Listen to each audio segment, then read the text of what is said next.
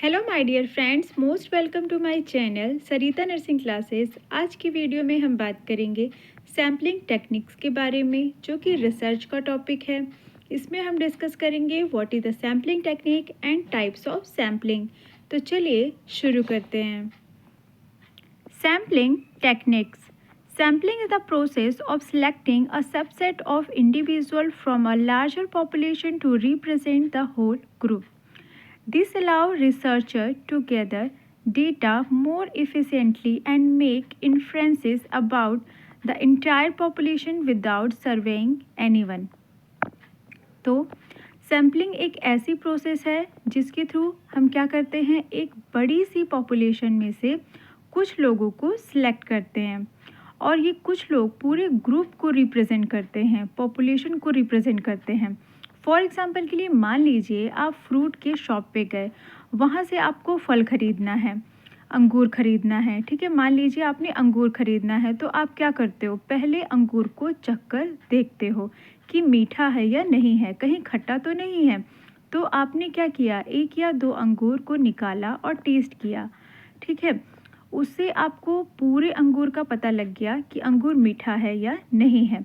उसे कहते हैं सैम्पलिंग, कि बड़ी पॉपुलेशन में से कुछ लोगों को सिलेक्ट करना, और ये जो कुछ लोग हैं ये पूरे ग्रुप को, पॉपुलेशन को रिप्रेजेंट करते हैं।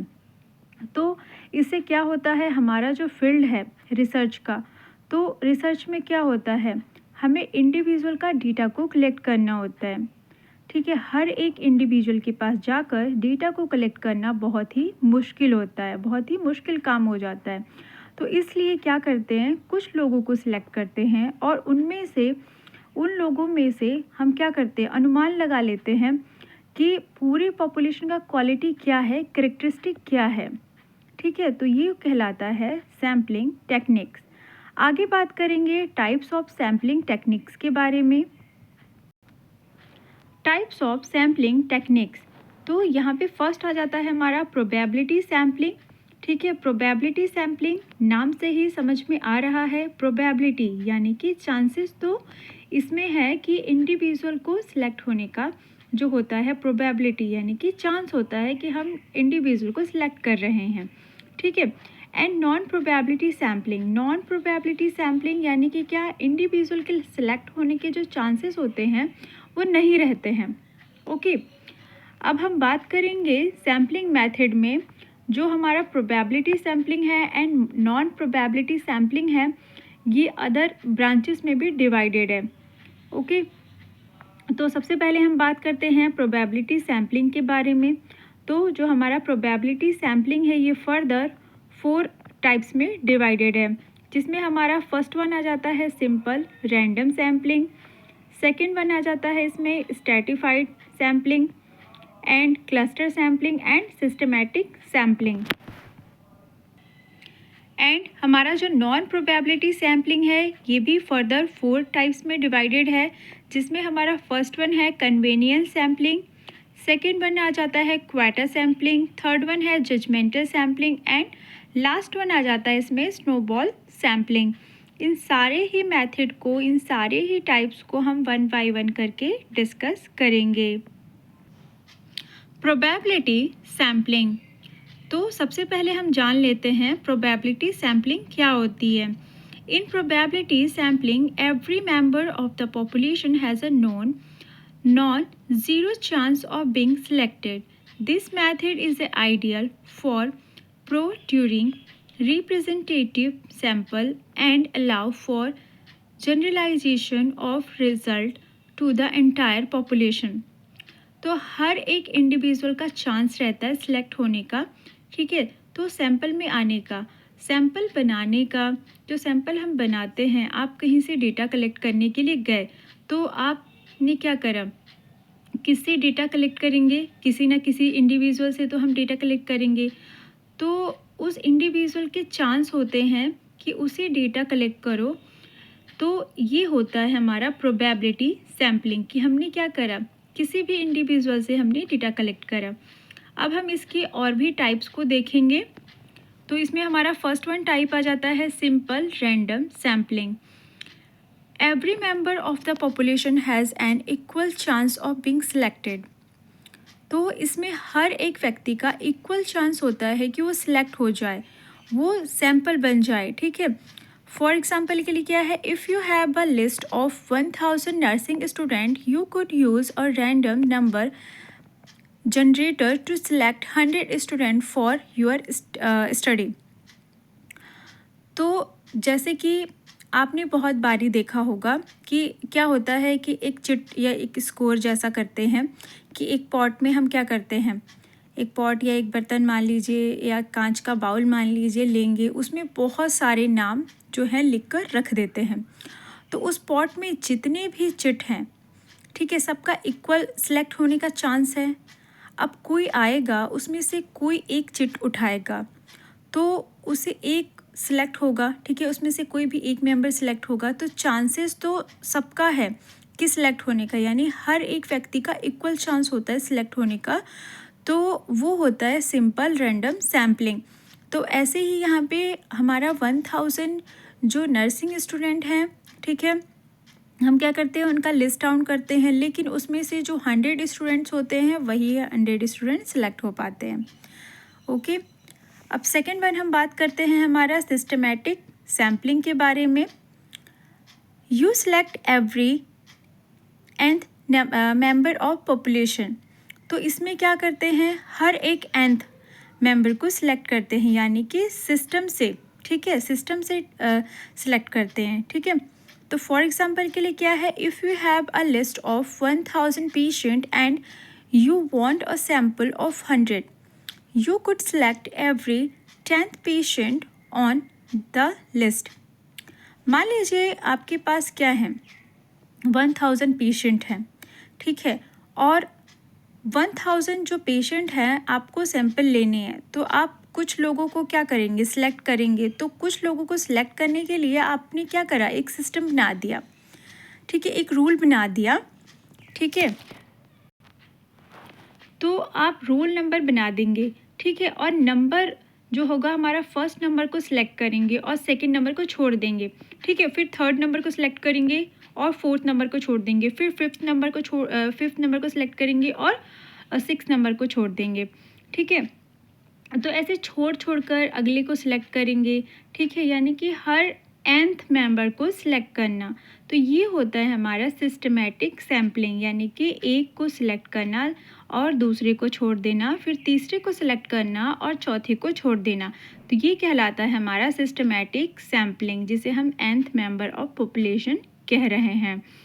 आगे बात करते हैं थर्ड नंबर का सैम्पलिंग जो है stratified sampling. The population is divided into subgroup strata based on a specific characteristic। For example के लिए age, gender and random sample are taken from each stratum।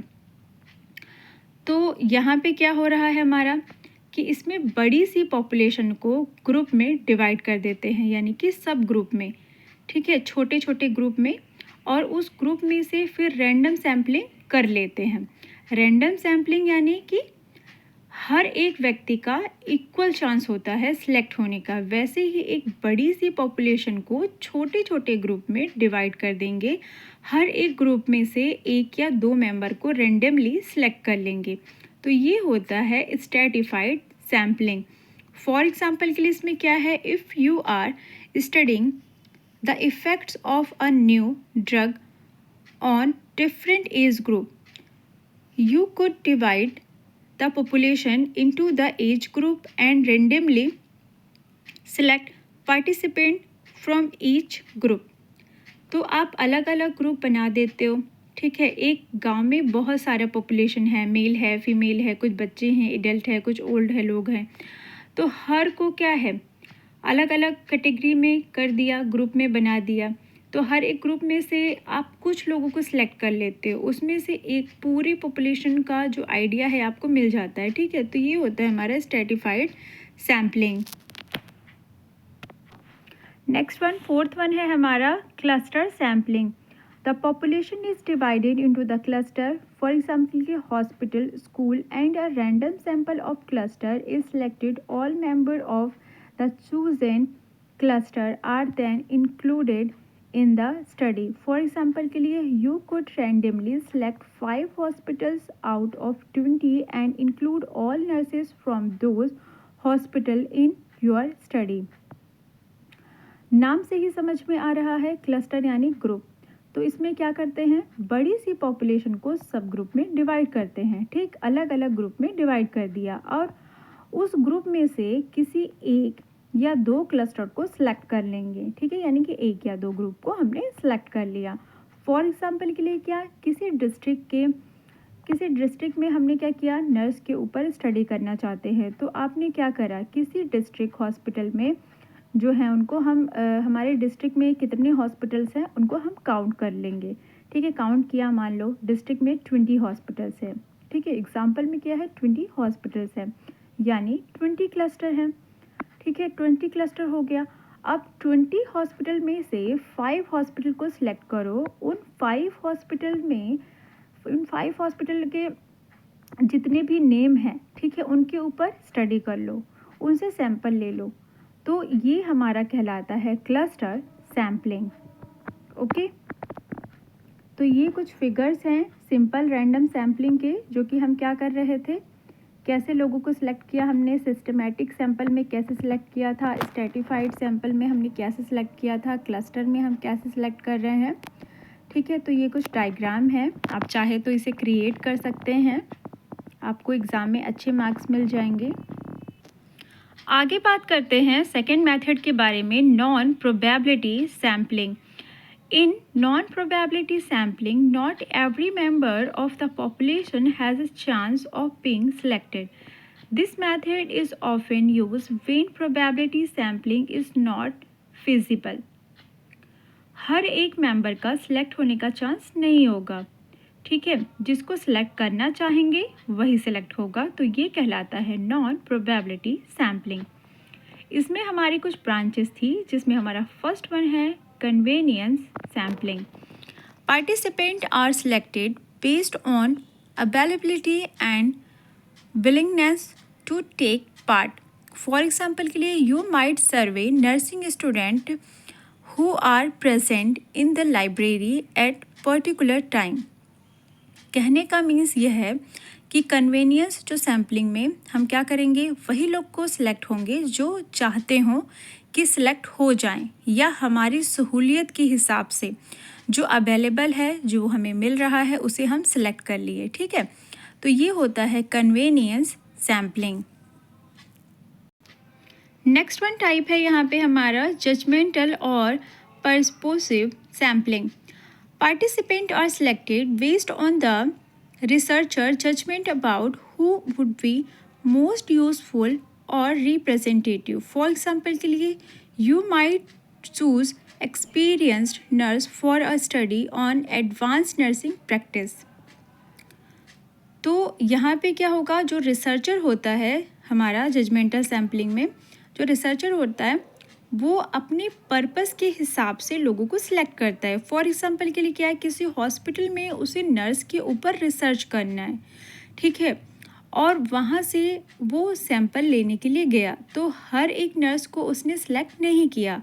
ठीक है, उसको सिलेक्ट किया जिसके पास क्या है, 5 ईयर का एक्सपीरियंस हो। तो उससे क्या होगा, क्या हो रहा है, वो अपने पर्पस के हिसाब से अपने जजमेंट को डिवाइड कर लिया। ठीक है, यानी कि वहाँ पे उसने गोल को डिसाइड कर लिया है। ठीक है, डिसाइड कर रहा है कि मुझे किसे सिलेक्ट करना है, तो उसे क्या कहते हैं हम, जजमेंटल सैम्पलिंग कहते हैं। ठीक है, जिसको लगा कि एक्सपीरियंस्ड है उसने उसी नर्स को सिलेक्ट किया, बाकी को उसने छोड़ दिया। ठीक है, तो ये होता है हमारा जजमेंटल सैम्पलिंग या तो पर्पेसिव सैम्पलिंग, कि अपने पर्पस के हिसाब से किसी को सिलेक्ट करना। आगे बात करते हैं थर्ड नंबर के सैम्पलिंग के बारे में, जो कि है हमारा snowball sampling. Existing study subject recruit future subject from among their acquaintance. This method is useful for hard to reach population. For example के लिए क्या, if you are studying a rare medical condition, you might ask participant to refer other they know with the same condition। तो snowball sampling में क्या हो रहा है, हम जिसके पास गए सैंपल लेने के लिए वही इंसान अगले सैंपल के बारे में बताएगा। ठीक है, यानी जिस सब्जेक्ट के पास हम गए हैं वही रिक्रूट करेगा दूसरे सब्जेक्ट को। ठीक है, फॉर एग्ज़ाम्पल के लिए मान लीजिए कोई हम बीमार व्यक्ति के पास गए, किसी बीमार इंडिविजुअल के पास गए, तो वो हमें बता देगा कि मेरे जैसा या तो उसके जैसा जो बीमार पेशेंट है, बीमार व्यक्ति है, वो कहाँ पे मिलेगा। तो ये होता है स्नोबॉल सैम्पलिंग। ठीक है, एंड यहाँ पे आपके कुछ फिगर्स हैं कन्वेनियंस सैम्पलिंग के, यानी कि कन्वेनियंस सैम्पलिंग में हमने क्या देखा था कि हमारी सहूलियत के हिसाब से हम जिस भी पर्सन को सिलेक्ट करते हैं। ठीक है, एंड परपेसिव सैम्पलिंग में हमने क्या देखा था कि हमने क्या करा कि जो हमारे पर्पस के हिसाब से, यानी कि जैसे हमने देखा था कि हमारी जो नर्स हैं वो एक्सपीरियंस्ड है तो हम उनको सिलेक्ट करेंगे क्योंकि उन्हें नॉलेज होगा। ठीक है, एंड स्नोबॉल सैम्पलिंग में हमने क्या देखा कि यहाँ पे क्या कर रहा है, जिस सब्जेक्ट के पास हम जा रहे हैं वही हमें क्या करेगा, रिक्रूट को बताएगा। ठीक है, आप देख पा रहे हैं फिगर में कि जिस पर्सन के पास हम जा रहे हैं वही क्या कर रहा है, हमें रिक्रूट कर रहा है, यानी कि अगले इंसान के पास, अगले हमारे पर्पस के पास हमें भेज रहा है। ठीक है, तो ये होता है स्नोबॉल सैम्पलिंग। आगे बात करते हैं क्वाटा सैम्पलिंग के बारे में, ये हमारा लास्ट सैम्पलिंग है। The researcher ensure that certain characteristic are represented in the sample to a specific extent. For example के लिए you might ensure that your sample include a specific number of male and female nurse। तो यहाँ पे क्या हो रहा है, कहने का मीन्स यह है कि रिसर्चर इस चीज़ का जो है वो मतलब ध्यान रखते हैं कि कुछ कैरेक्टरिस्टिक ऐसे हों जो कि सैंपल में एक्सटेंड मतलब हों। ठीक है, एक्सटेंड में ही हो। फॉर एग्जाम्पल के लिए आप रिसर्च करने के लिए गए तो 20 फीमेल हो और 40 मेल हो, तो आप जो है स्पेसिफिक कैरेक्टरिस्टिक रख रहे हैं। ठीक है, तो ये कहलाता है हमारा क्वाटा सैम्पलिंग। ओके, तो इस वीडियो में इतना ही। आई होप आपको ये वीडियो अच्छे से समझ में आया होगा। ये मेरा रिसर्च का फर्स्ट वीडियो था। ठीक है, जो आपको नोट्स हैं मेरे टेलीग्राम चैनल पे मिल जाएगा। ठीक है, मैं कमेंट बॉक्स में लिंक डाल दूँगी टेलीग्राम चैनल का। ओके, वीडियो अच्छी लगी हो तो चैनल को लाइक, शेयर एंड सब्सक्राइब जरूर करें। Thank you so much.